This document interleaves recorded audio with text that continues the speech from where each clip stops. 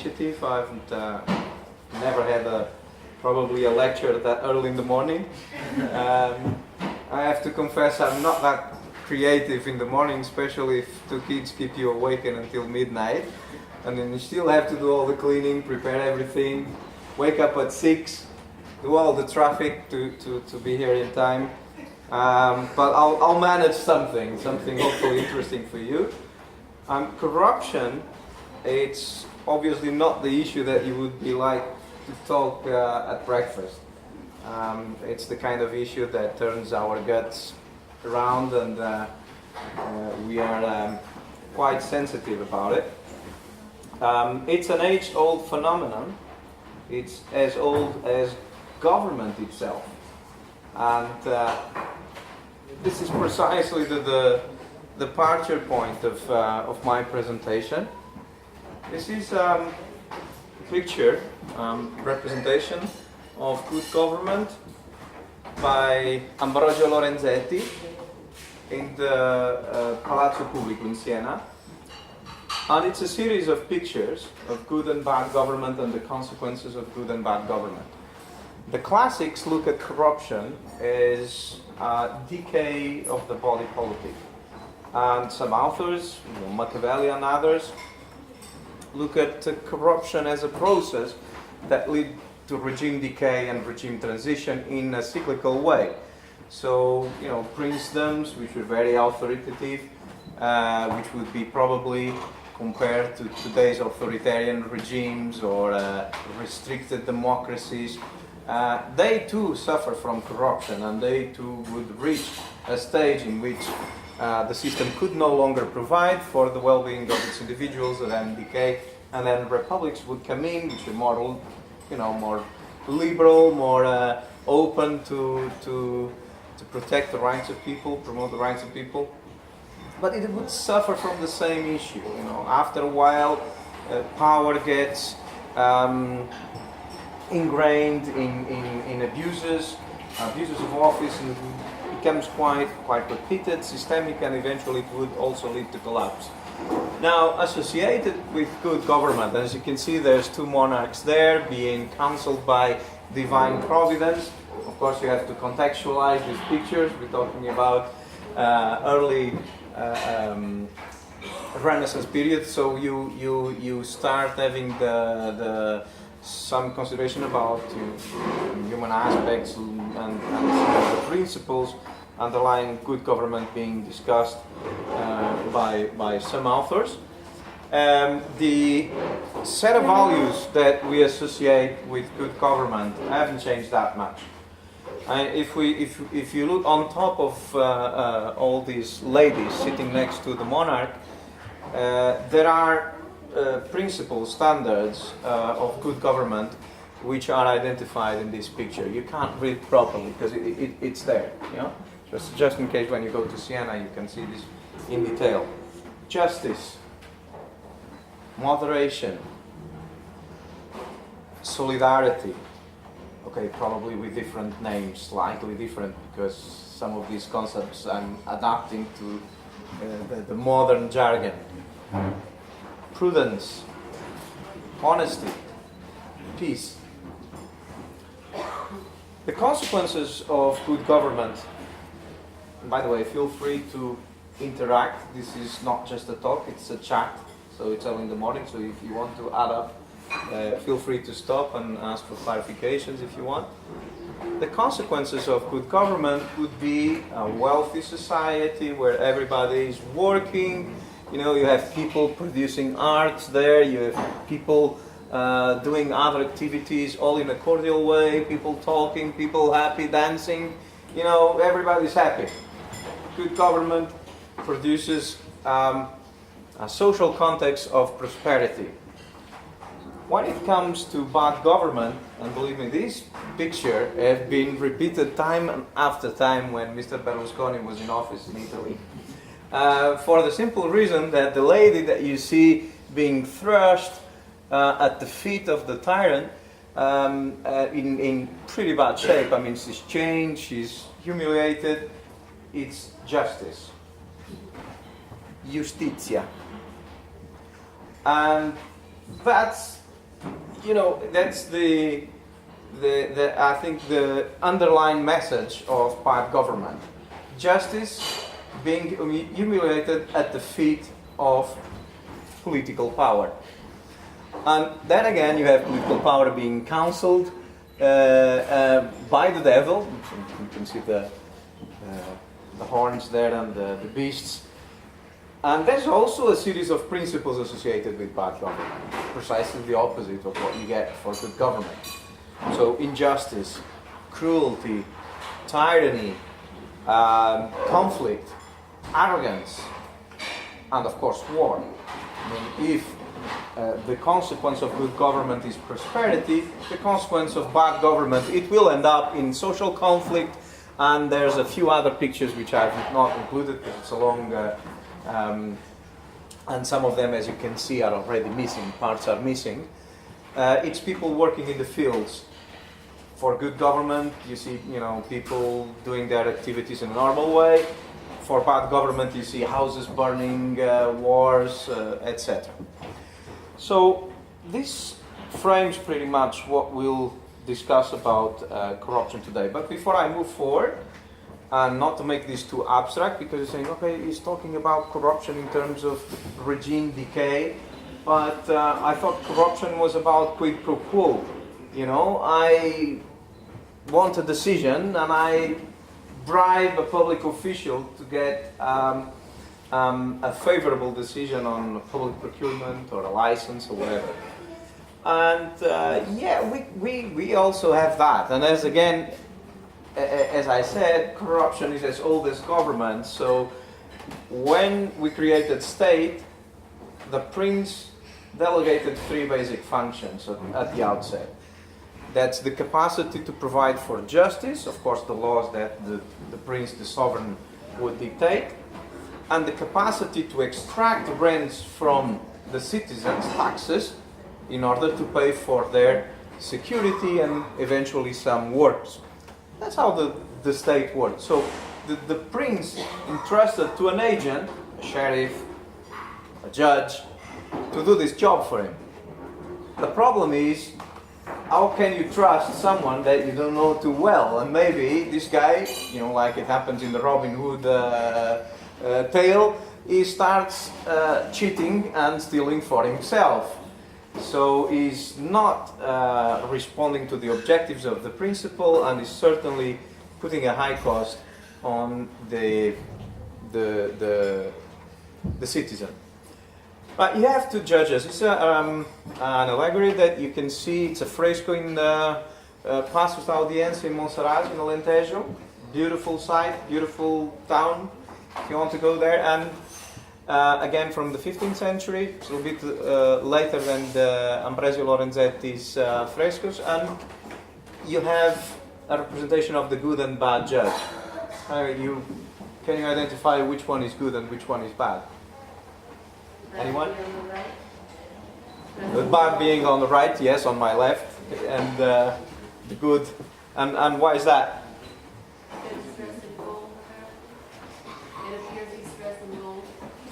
Ah, good one. Yeah, I wouldn't start from there, but that's a good point. Yes, yeah. What else? And you have the angels. You have the angels. You have divine providence crowning a good decision of a judge. And in the other side, what do you have there? You're kneeling before the judge. There are people around him that kind of... Yeah, they're not really kneeling. Can we see kneeling? Yeah, but... One is looking in the eyes, and the other one in the other. Very good. This one looking front. But this one, it's not just looking sideways. There's double face. Double face. Plus, who's that? In the corner. A bit hard to see because the picture, but that's as good as I can get. It's the devil. It's the devil that is counseling the judge. And yes, we have a guy that is injured here and is getting a good decision. Everything is taking according to the books. By the books, and here we have these two guys And the judge cannot decide, and this moving is set as double-faced justice, double-standard justice. And if you can notice, these two guys, one of them has got something in his hands here. Actually, it's birds, but yeah, you can look fish from there. It's birds, and it's partridges. Perdizes. Why? Because partridges are identified, if you still remember, Alto da Barca do Inferno, identified as a delicatessen at that time. I mean, if you know some basics of hunting, I don't hunt, I preserve animals, but I grew up in a region where people hunt, and if you listen to hunters, they will always say partridges are difficult to hunt. So they are exquisite, a delicatessen. So they're a very rich prize to give. You know, it's probably like giving a beluga caviar to a public official nowadays. And here you have the other guy is putting his hand in his pocket and pulling some coins.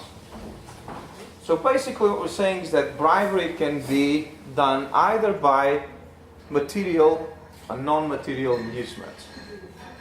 Okay? You can bribe someone by offering a trip to Brazil, or by offering sex. It happens a lot. Or, you know, by giving an envelope, la bustarella, as the Italians would say, with money.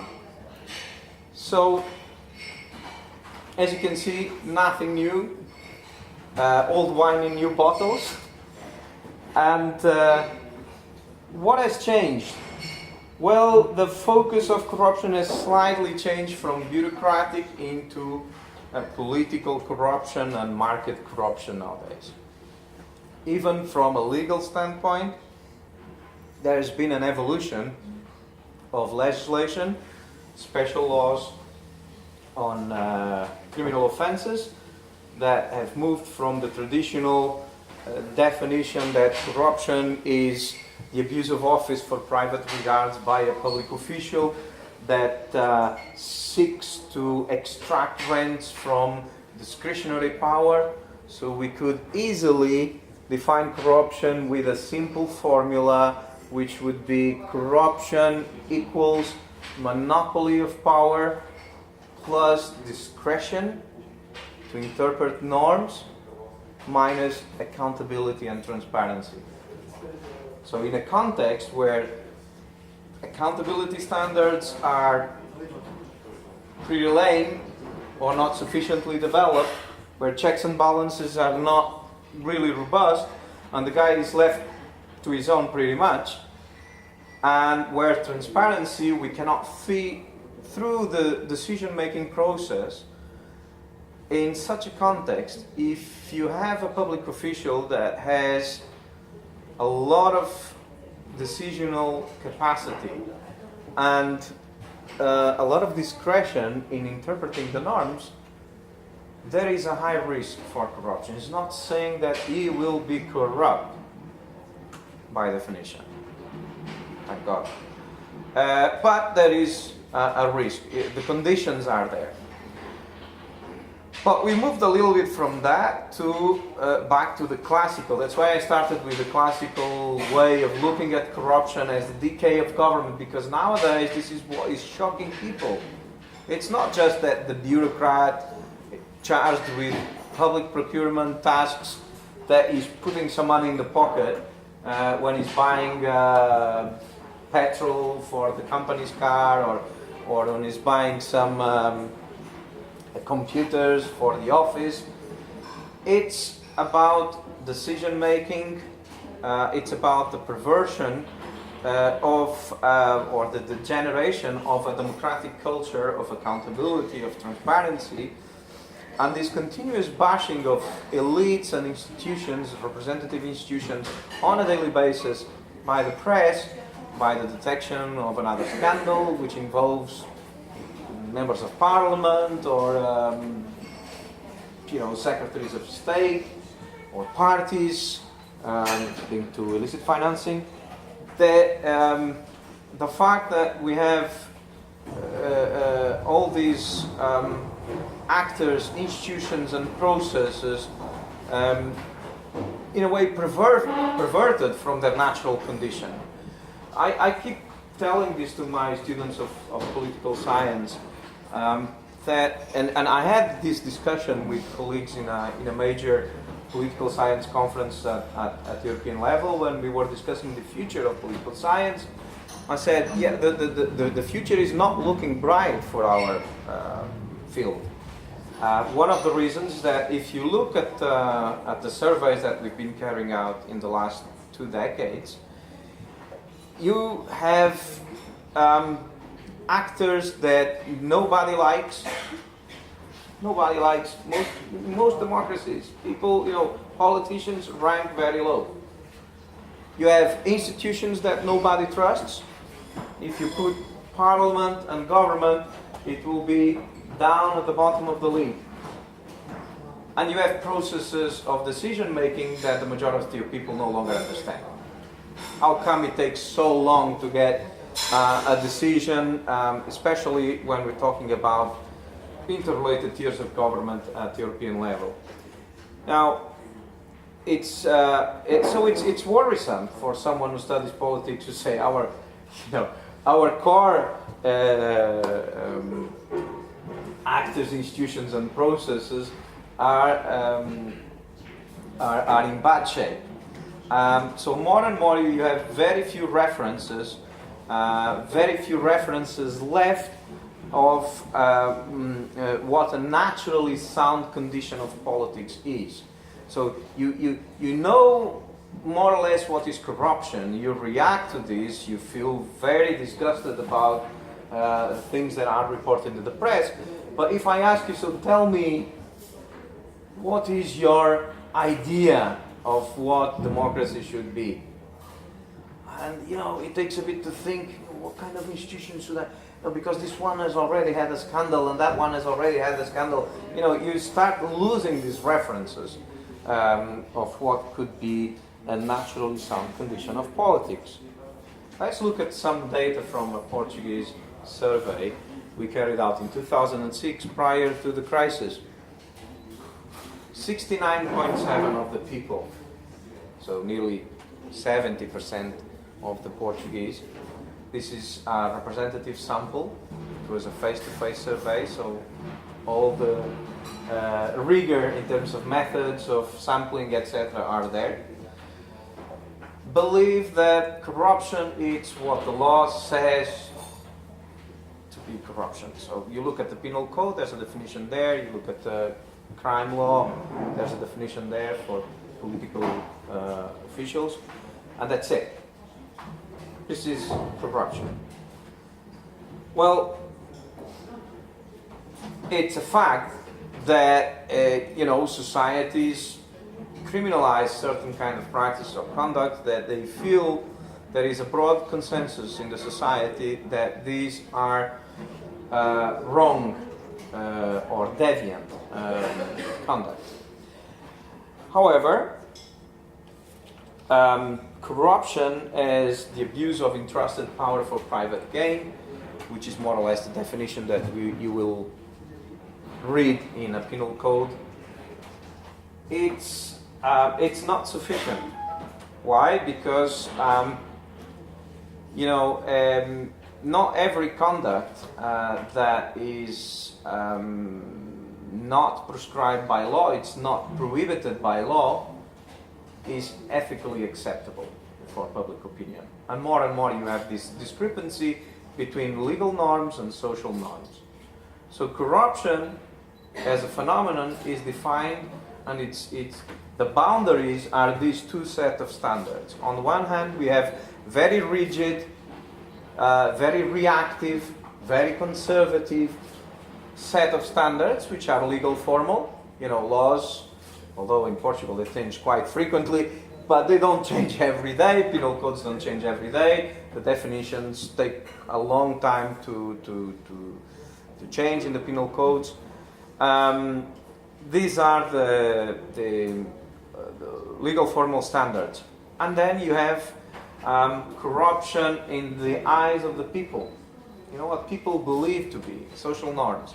And there it's like a chameleon. It changes, because if I go around the table and throw a couple of scenarios, some people will say, yes, I think this is corruption, and others probably will say, no, I don't think, I think it's politics as usual. So, the second dimension is the social norm. And here, you have less, around 52% of the people saying that, no, corruption is what the majority of people says it's corruption. That's easy for me. I mean, that clarifies some issues which are in the gray zone.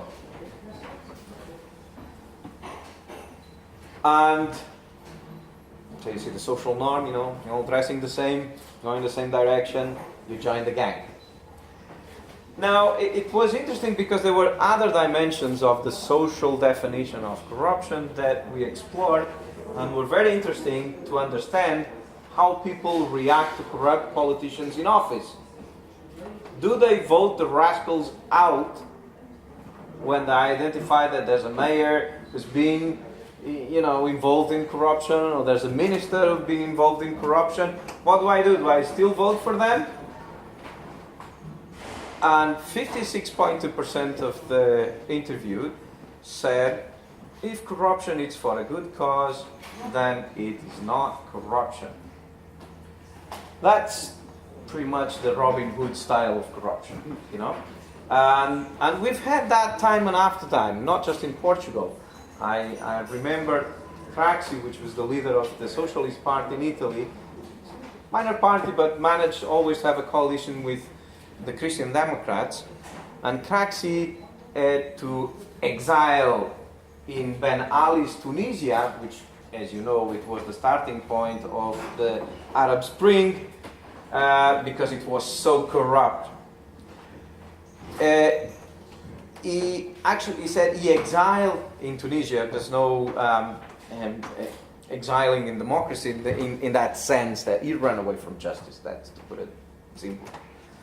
But when he was in the court and they asked about this scheme that they had framed about illicit financing of parties, and there was kind of a lottizzazione. It was like, we get rents from public procurement, from public construction. It could be a highway, it could be a metro line, whatever, a new airport.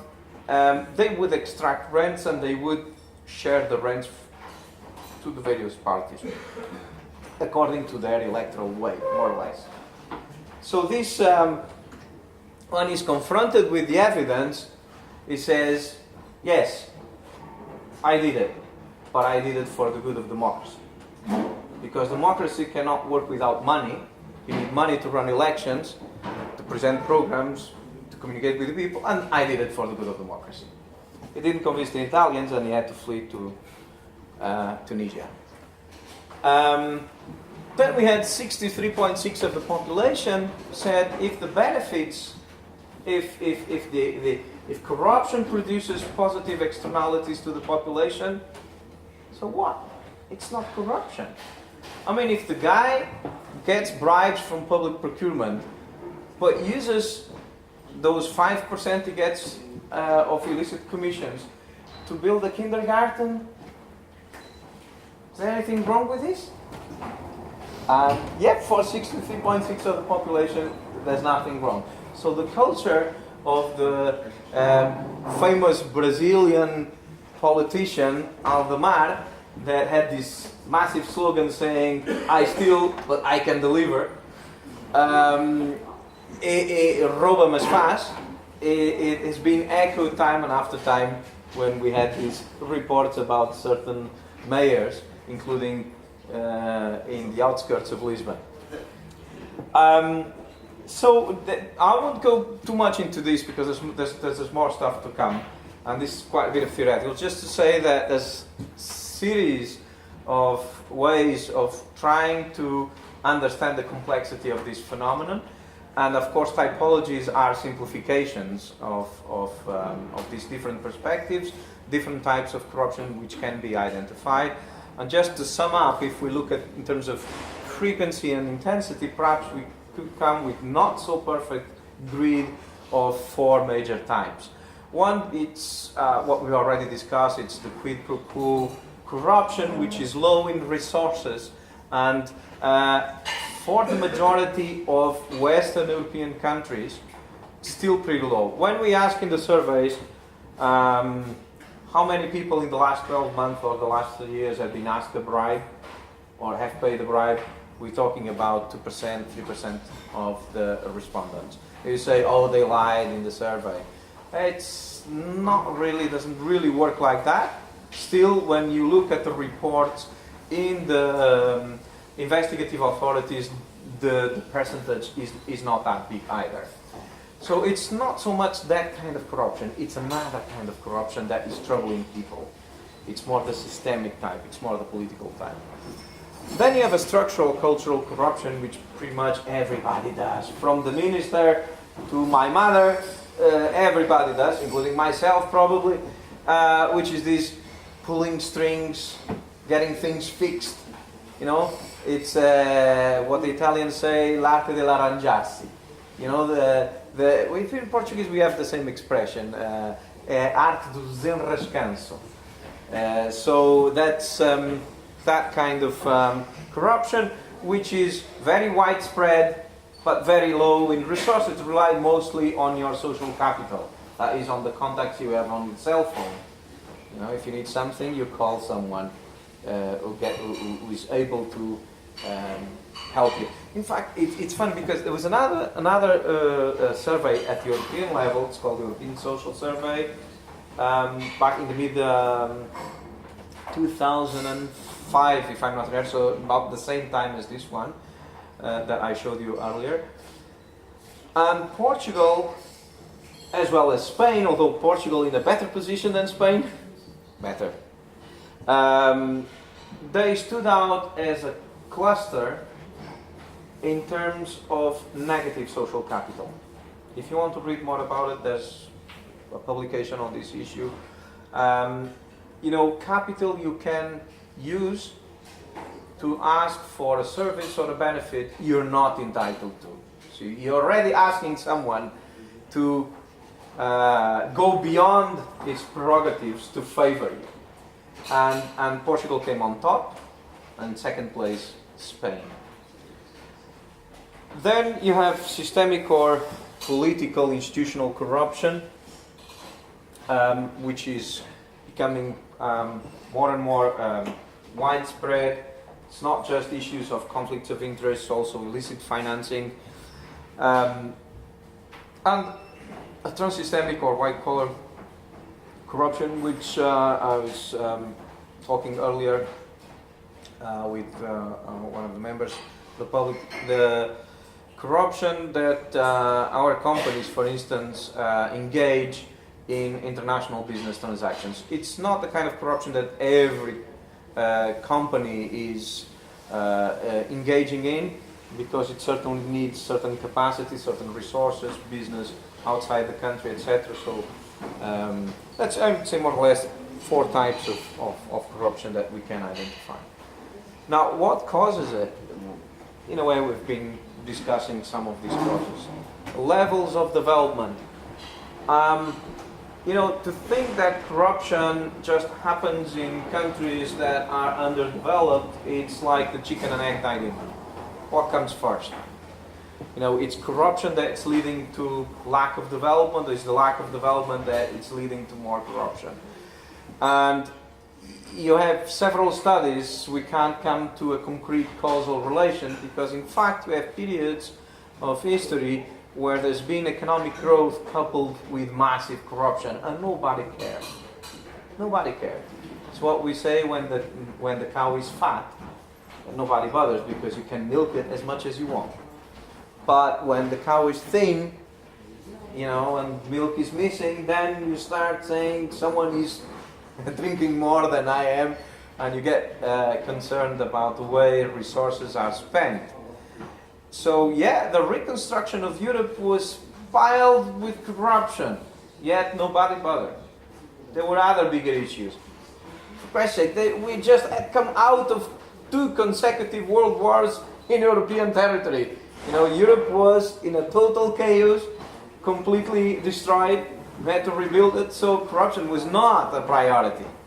Although there was massive opportunities there. So be aware of this. Be aware, of course, of what we discuss nowadays about legal corruption, the perversion of regulatory and decision-making and legislative process, which also happen in most developed countries. But is it the result of a dominant civic culture, which is more relativist with regards to standards, which is more particularistic?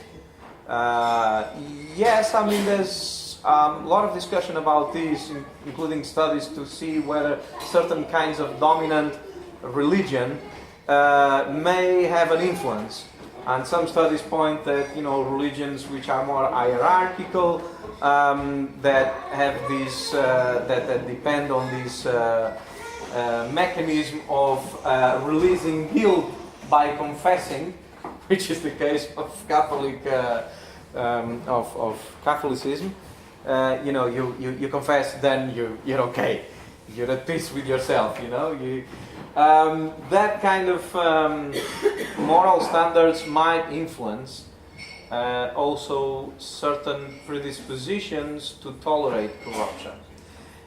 There's some research on this, and again, most of this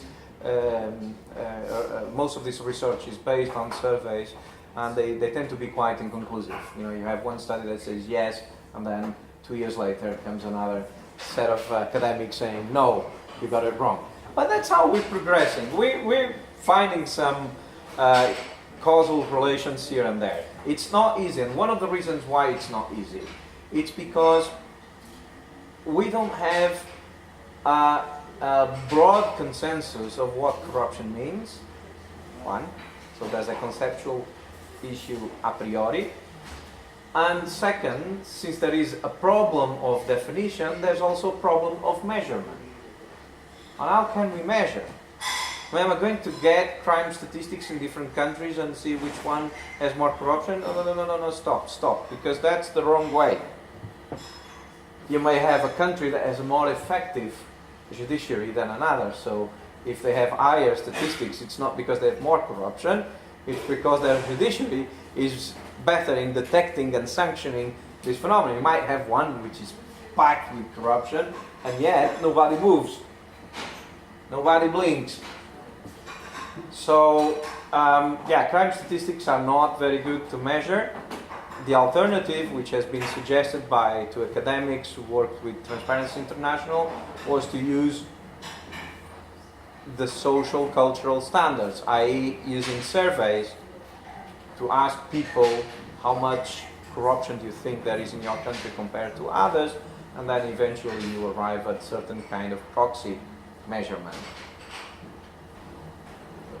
Just a quick question, because it's so common that every year the results of that survey come out, and the media always presents it as the level of corruption instead of presenting it as the perception. Level of perceived corruption. Yeah, yes. so how, and sometimes you get some other sources of data, and you see that the perception level there's a mismatch between the measurable corruption level. So we happen to see what explains that mismatch, and what are the cons of trying to measure corruption through perception. Yeah, as I said, I mean, there's no perfect solution for that, because the measuring of, objectively measuring corruption as an offense, it's the problem of the tip of the iceberg. We never know whether what we're looking in terms of statistics, it's just the tip of the iceberg, and in terms of physics, what does it mean, the tip of the iceberg? The tip of the iceberg is just always the marginal part of a big problem that is under the surface and has not been unveiled, has not been detected by the authorities. So that's an issue. Another issue is also that even in criminal standards, although there's been a lot of conventions, international conventions, including the United Nations has passed huge convention in 2005, the UNCAC, there's been a tendency for harmonizing legal definitions of corruption, and still, from country to country, you have specificities. Just to give you a very small example, in the case of Portugal, corruption is defined as a crime against the state interest, the Fazenda Pública. Whereas and the crime of traffic of influence is considered a crime against the realization of the state of justice. In the case of France, corruption and traffic of influence are together in the same part of penal code. You may think this is minor. It's not minor when it comes to law enforcers, because the way you codify these crimes and the way you say there is a relation between both or not, it will have consequences on the investigation. Now, you're absolutely right. It's a proxy. There's a lot of talk internally in Transparency International about the usefulness of CPI, because things, in any case, things won't change from night to day. You have some countries who have been doing well, who have improved in the ranking thanks to a series of reforms they've carried out. And so that gives a positive message that says you can change. Probably it will take a while, because this is not just about perceptions, it's about stereotypes as well. And stereotypes are very difficult to overcome. You know, they're sticking labels. They stick, and as much as you know, I already did these reforms, I brought experts, they told me to do this and that, and still I see no improvements in the league of more corrupt and least corrupt countries. A lot of governments writing to Transparency International saying, come on, I mean, we're doing the stuff and we're not moving, we're not improving. I mean, you can't force these the opinions of businessmen on, and then some of these opinions are stereotyped. But can you move out from this break from this situation? Yeah, there are some countries who have, for instance, Cape Verde. And the funny thing is that countries who have done successfully, they've not just done successful through anti-corruption reforms. No, they've done successfully through major structural reforms in their administration. The same, for instance, with Georgia. Yeah, Georgia is packed with high-level corruption, cronies, it's a crony regime.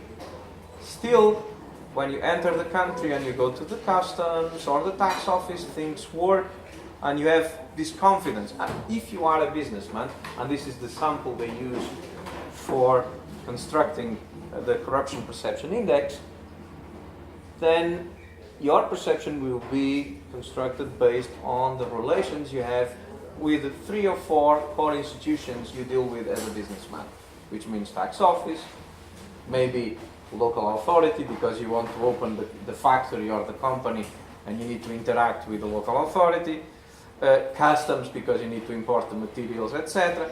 If these are working well, you already improve your image. And then, of course, there's that much you can do in terms of communication. I still remember flying with Lufthansa, and you open the magazine of Lufthansa, and here it comes, big advertisement of come to Georgia for business.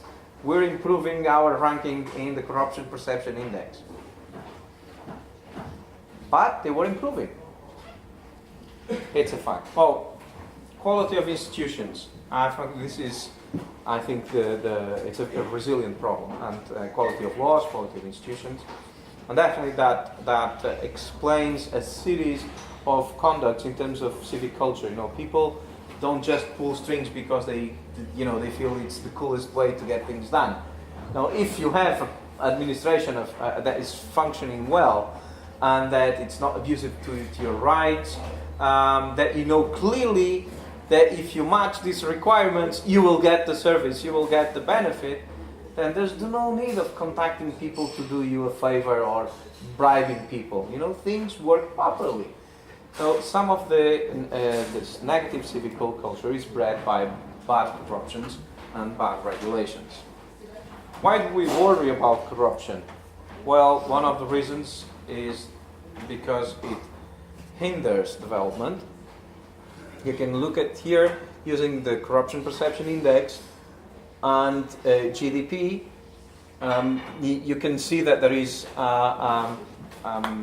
direct correlation between both. So the higher, the richer you are, the cleaner you are, the more prosperous you are, and vice versa. As I said, I'm not overconfident on this for the various reason I told you. In historical terms, you had periods of fast economic growth in which there was piles of corruption, and yet people and governments didn't really bother about it. And you have investors, private investors, which are risk takers. They prefer, oh, don't go there because, in order for you to start your business, you have to pay this guy, you have to pay that guy, you have to pay. I take the risk because the market is good. I have a product that can be easily get a good position in that market, and I take the risk. So it's unconclusive, but I throw it as I pitch to you this thing, whether it greases or sands the system. Now, in terms of petty corruption, the quid pro quo thing, quid pro quo bribery, yeah, it works like a reverse tax, in the sense that the information we get from the surveys, and this is not business survey, this is surveys to samples of the population. So Transparency International has these two major surveys. One is the CPI, which launches annually, measures the least and most corrupt countries. I'll come to it in a moment. And the other is the Global Corruption Barometer, which is based on surveys at the national level. As you can see, in grey is the lower income quintile, which means corruption, quid pro quo corruption, is heavier on those people who don't have sufficient social capital to get on the phone a friend and ask for a favor. So they have to pay for it if you are in that condition. If you look at the Global Corruption Barometer, as we said earlier, democratic societies are a complex set of rules, institutions, actors, and the ones that are central to democracy are not doing well. As you can see, political parties on top, and then police mostly on those countries that are going through transition or still have a sort of authoritarian outlook. The global picture in terms of the ranking, the CPI rank, the ranking of perceptions of corruption, 2 in 3 countries in the world score below 50. Scoring below 50 is bad. I mean, you have they're highly corrupt from 0 to 100, clean 50 is halfway. So you have halfway of the countries in the G20 scoring less than 50, and you have 100% of the BRICS scoring less than 50. You have more than 6 billion people living in countries that score below 50. So a lot of people living in countries that have to live on a daily basis with corruption. Corruption quid pro quo. What measures have been taken, and I'm going to the conclusion now. Well, the idea is to make corruption high risk and low return. That's the idea. So a lot of this work, fighting corruption is not about silver bullet. There's no panacea. It's a cocktail of measures, some of them structural. For instance, you dematerialize administrative process.